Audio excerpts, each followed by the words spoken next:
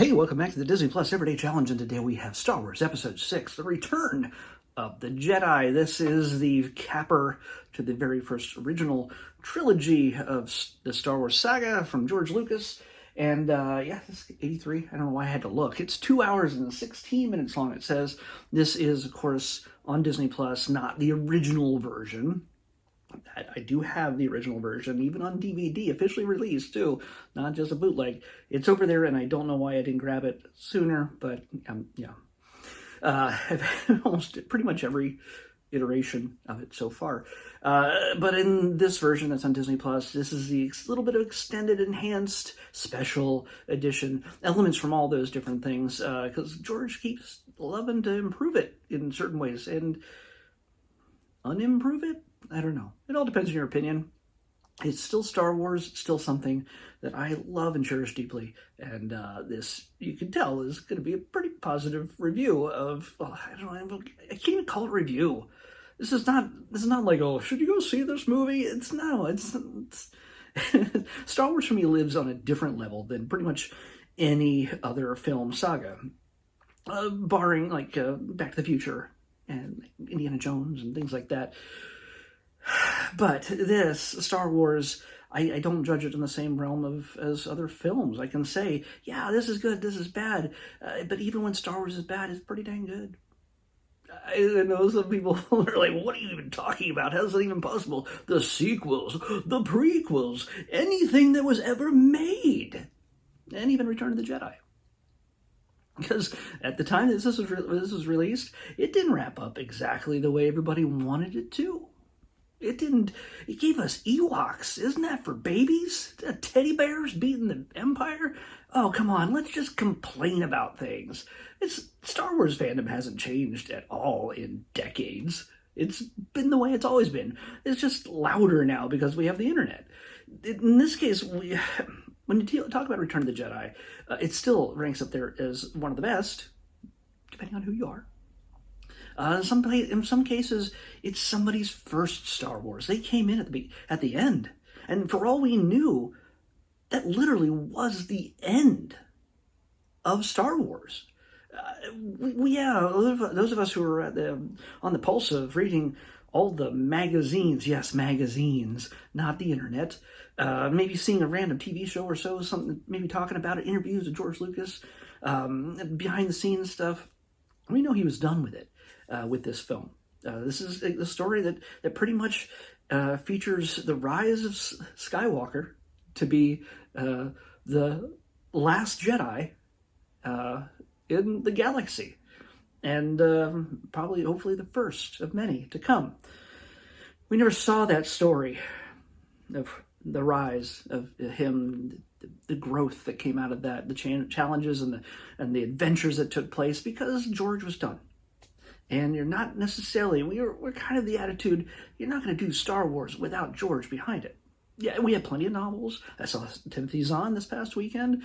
There's plenty of novels out there, and comics, video games, of course, that expanded the story in various different directions, and that they're all, not all of them, a lot of them are fantastic. They're worth your time checking out, even if they are now just legends. They're separate. It's okay.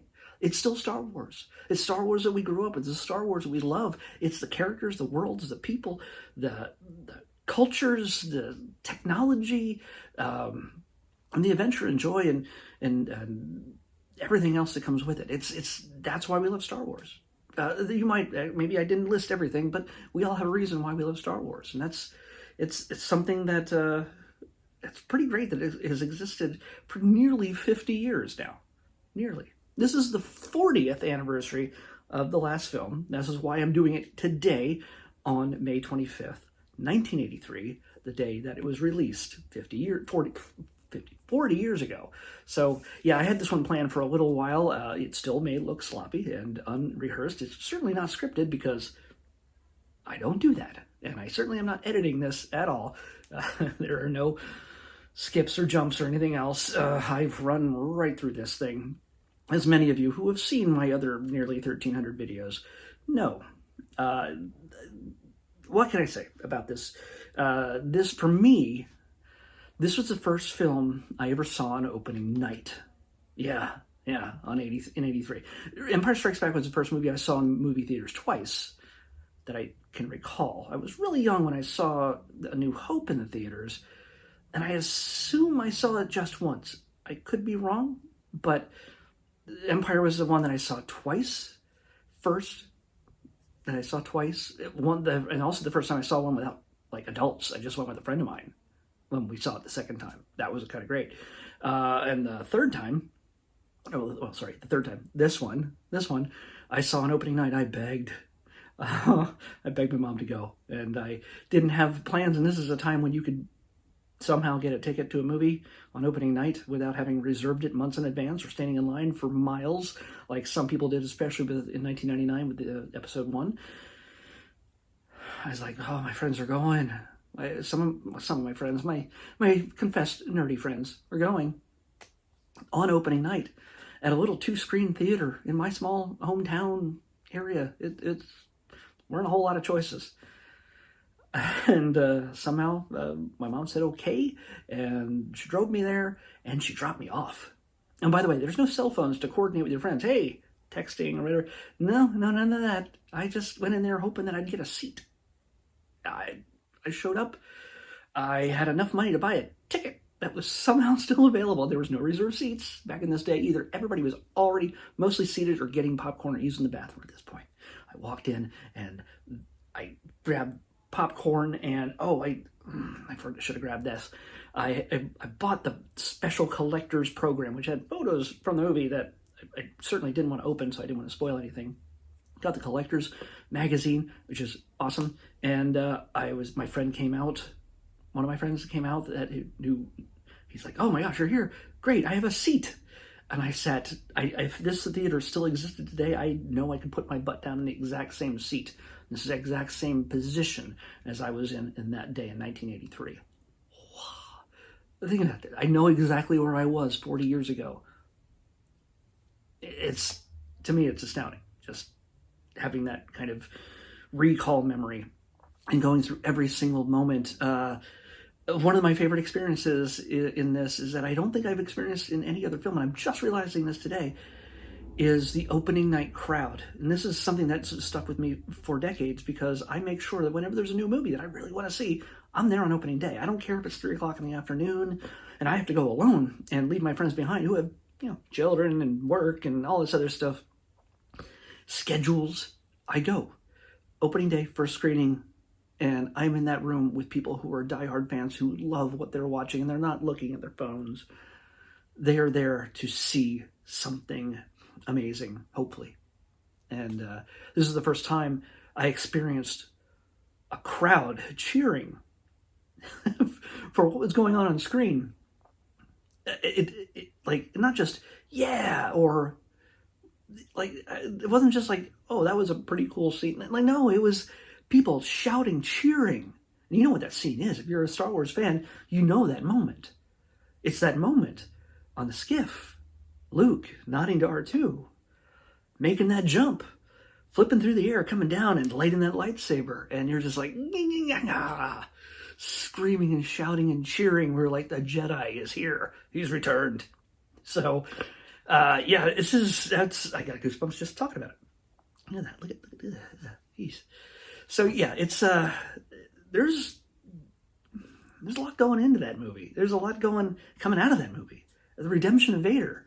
It's just a character as enigmatic and mysterious and scary and evil. Found out there's a human being inside there who was good, as he is his once wife believed many years ago. Wife we wouldn't get to meet until 1999 in episode 1. Well, a future wife, but in the past. They're so good in him. Anakin. We got to know who Anakin was eventually. But we got to meet the face of Anakin. Sebastian Shaw provided the face, certainly not Hayden Christensen. You'll find Hayden Christensen's face in ghost form at the end of this. Yes, I know some people are purists, I understand, but it works. It helps tie the trilogies together. I'm not going to fight it. It's not a thing worth losing my crap over and just being obnoxious. It's not a thing. Don't care. it's Star Wars. It brings me joy to watch Star Wars in any capacity. Is a good day.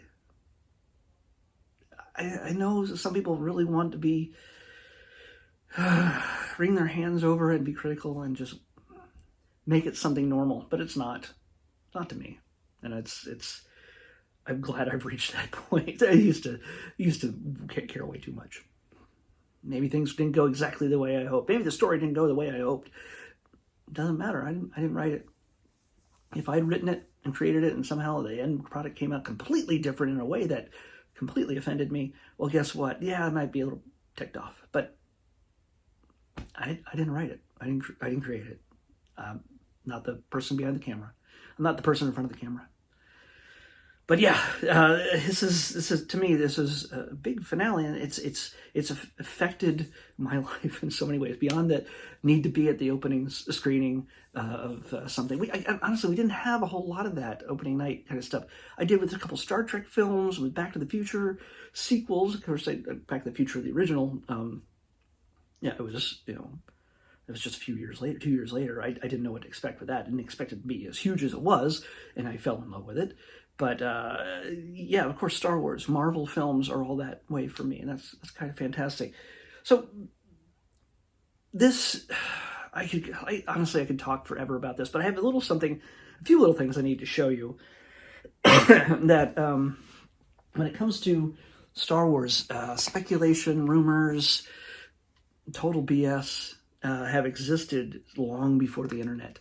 I still have a magazine here. It has a cover date of March 1983, but I have a feeling that's the published date, not the actual shelf date. The dates usually are the months you should be taking them off the shelf, I think. If I understand my publishing rules correctly, I probably don't.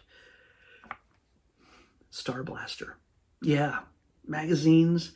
Everybody had an opinion. Everybody made a magazine when they knew they could capitalize on the fact that Star Wars fans will buy anything with Star Wars in it.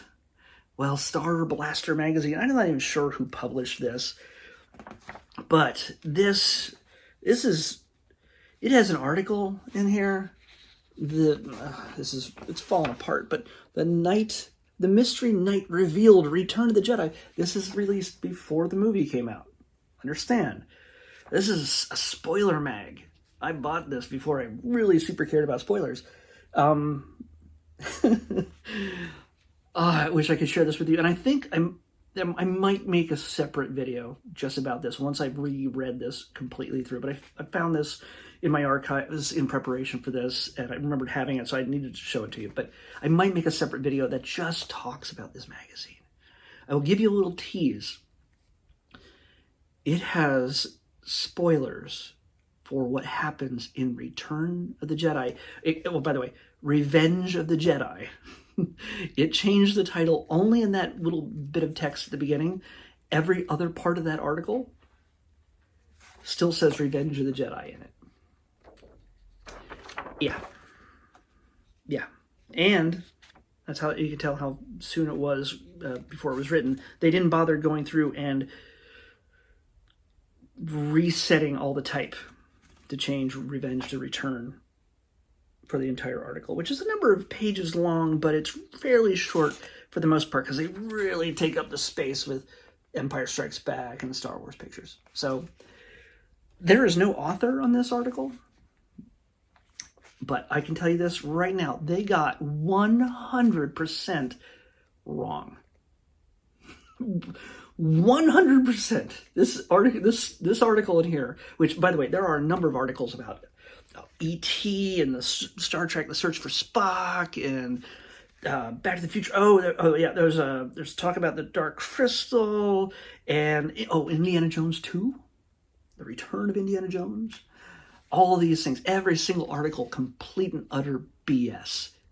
Nothing is true. Nothing is right. They have no sources whatsoever. Like, even today, with the people who make up crap about Star Wars, about pop culture, about movies and TV shows, the ones who make up completely inane lies that just to do it for clicks, to get people to look at their articles, and they know they're lying. They know they're lying to you. These people knew they were lying. 100%. I'll just give you a little tease. If there's enough demand, maybe you can comment if you're actually watching this far in, 15 minutes in, and you decide, oh, you know what, I want to know more about that magazine. You could probably Google it, but I'll tell you what my thoughts are. It gives you who the other is, and it's possibly Ayod. Yeah, that's Yoda backwards. The ghost of Yoda. They speculate for a while as to who could be the other. And they go everything from Princess Leia to, Princess Leia, who they didn't know was Luke's sister at the moment, spoilers, to Lando, to some other just random person. I think that's what it is. I'm getting my spoiler magazines mixed up because I have another one down there. It's just Chewie, R2D. It's like, I don't know. It's some complete and utter BS, and it's fantastic to see someone whose name is not written on the article just take a big advantageous dump on the person who spent $1.95 on that magazine, which was expensive at the time. Comic books certainly were not even $1.95 at that point. They were barely 50 cents, I think, in 1983. I could be wrong, but 65 cents, something like that. But yeah, it's not only was there humongous speculation building up to that. When I found out that Star Wars was on the cover of a magazine, I should have also brought in here on the cover of Time magazine. I bought it immediately. Again, internet does not exist. It had the first picture of Jabba the Hutt, publicly shown. Jabba the Hutt was a big deal. We had heard all about the cut scene and from A New Hope and all that stuff in the hangar bay. We're gonna actually see Jabba the Hutt, and he's this big, slimy, giant slug creature. Holy crap, that's amazing! So much went in to the build up and love of this film, to the build up towards this film. Can they stick the landing? Is Luke gonna finally kill that evil Darth Vader? Is Darth Vader Luke's father? Well, he could have been lying.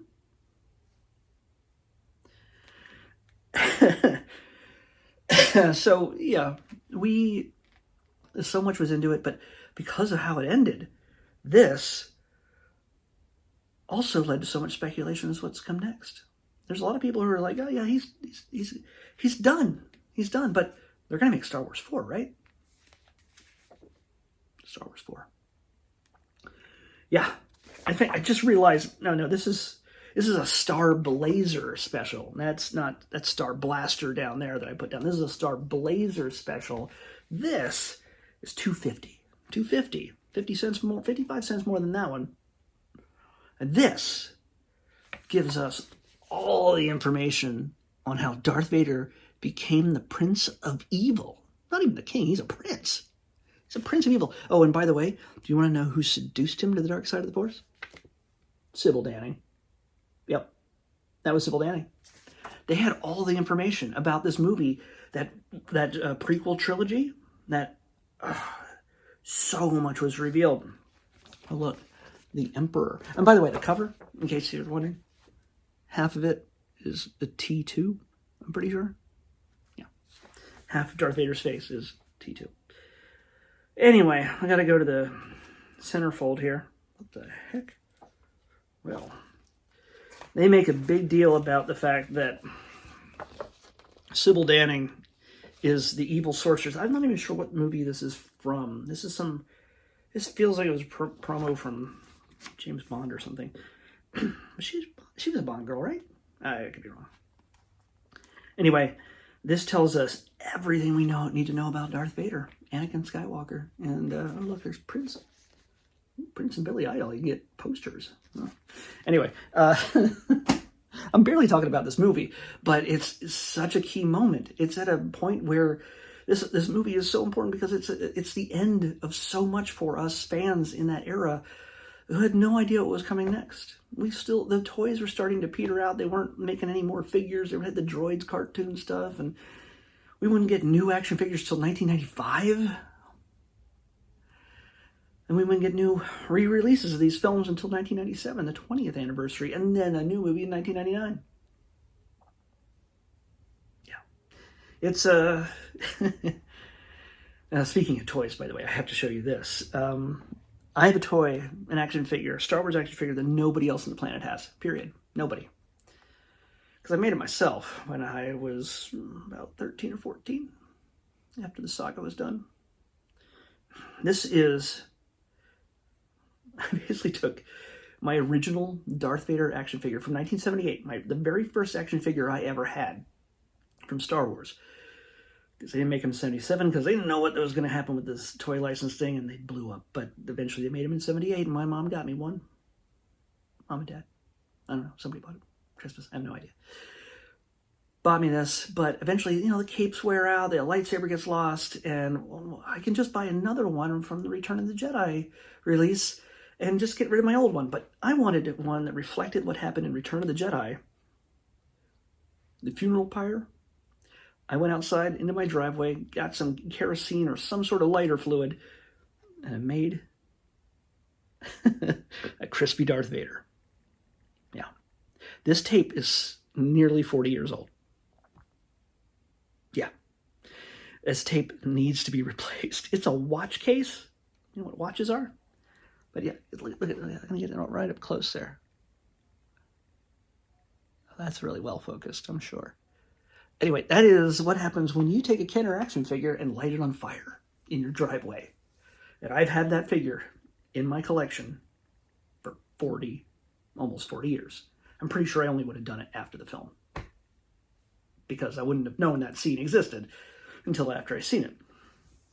So, yeah, it's influenced me in a number of ways, including being somewhat of a pyromaniac for a few minutes.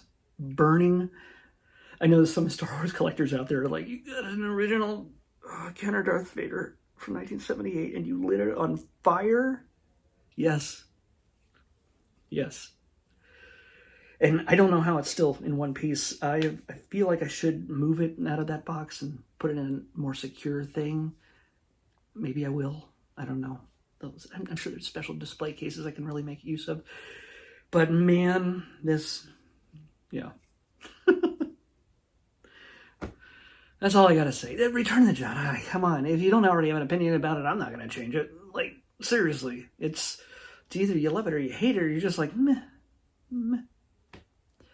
It's got the speeder bike chase. It's got all the hallmarks of a Star Wars film. You gotta have the speeder bike chase. You gotta have that romantic moment. You gotta have that high speed chase moment. And again, this is the film that also highly informed, along with Empire, but it has more informed The Last Jedi, that probably the most controversial Star Wars film of all time, than any other film. Luke's choice to choose the path of the Jedi, rather than violence, rather than the dark side, is in this moment. It is reflected and multiplied astronomically in his choice to fight Kylo Ren from across the galaxy. The greatest Zoom call ever. Anyway, that is all I can say about this. I can't spoil it unless you have not seen it, and I don't know why you'd be watching me if you have not seen this or had any care to watch it in the first place. That's your fault. But I highly recommend, whenever you get a chance, watch that original trilogy right in a row. Just blow out a rainy Sunday and have some good fun with it. Or just do the whole saga. Just go nuts. I know lots of people do it. And it's never a disappointment. It's exhausting, but never a disappointment. Do it with the ones you love, and the ones you hate, and the ones that complain about everything needlessly. Anyway, I'm not doing any more random selections for now, because Disney Plus is taking away a number of things, movies and shows and documentaries and things like that, and I'm going to try to get some in as much as I can, even though tomorrow is the day that they go away. If you don't know, I kind of have to do these things a little bit beforehand. It's just the way it is. So there are some that I have done in anticipation of this moment, when I knew that they were cutting away things. And honestly, this list changes constantly, so I might have made videos for things that they might choose not to remove. I don't know. We'll see. But anyway, the next one we're going to watch, a pretty simple one, is a series, and it's I'm going to watch one episode, give it a shot. I'm going to be really ticked off if I like it a lot, and they've canceled it and then removed it, and I can't see the rest past tomorrow. Tomorrow, we're going to watch Just Beyond. That's what we're doing. Just Beyond on the next Disney Plus Everyday Challenge. May the Force be with you.